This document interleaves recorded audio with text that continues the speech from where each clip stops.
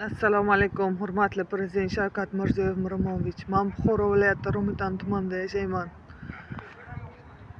Buxorogacha kelasiz, nimaga qishloq sharoitini o'rganmaysiz? Nechta ayollarga imkoniyat yaratib beryapsiz, lekin nimaga amaldagilar bu ishni qilmaydi? Shu ili bilan ustimizdan suv o'tib, farzandim bilan azob yeb yashadik. Hechga nonimiz yo'q. Qachongacha xalqqa azob berasizlar? Bir bacha pul 275 ming olib o'tirdik, araga kunlik ishlab o'tirdim, shu bilan ro'zg'orim tebratib o'tirdim. Ko'mir tarosham yo'q edi, yong'inlardan qilib farzandimni boqdim. Sog'ligim kundan kun yomonlashyapti.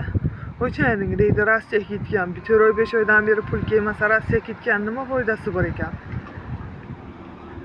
Rossiyaga ketgan deysizlar, bir pul yuborsak mani bacha pulimni kessangizlar. Ayollar daftariga kirgizib yordam beriladi deysizlar. Ayollar xotin-qizlarga boramiz, hokimiyatga yuguramiz, befoyda ijtimoiy xodim o'lib yotamiz. Turolmay joyimizdan kelib bir xabar olmasa, qanday zamonga qoldik? Otib tasha, hammang. Mayli nima qilsangizlar qilinglar. Hokimga boramiz, hokim yo'q deylar. Qabuliga boramiz, majlisga deylar. Qachongacha bu hayot davom etadi? Bizani ham bir yiqilgan ustan bosmaylar-ku, bir suyaydigan odam bormi? Bizani ham bir eshitadigan tashkilot bormi?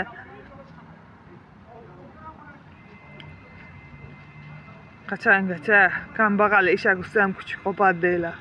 Rossiyaga ketgan deylar, Rossiyaga ketgan deylar. Rossiyani o'zi notinch bo'lib o'tirgan bo'lsa, bir patent registratsiya tahlil olmay sarson bo'lib yurgan bo'lsa, o'shalar ko'chalarda yotib nima qilish kerak?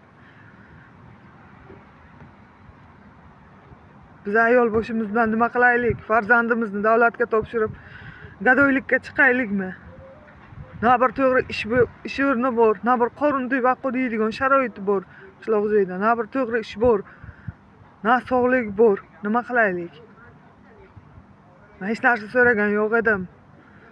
Bittagina uyimiz yo'q, ustini shifr qilishni, yordam berishni so'ragandim. 5-6 oydan beri. Yomg'ir yo'qdi, yuragimiz bezillab o'tiradi, ustimizdan o'zi suv o'tadi yana. Lampochkalarimiz kuyadi. Men ayol boshim bilan hech qaysiga o'sbet qila olmayapman.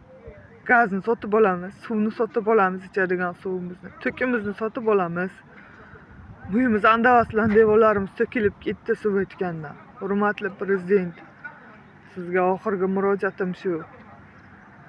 O'zi to'yib o'ldik bu hayotdan.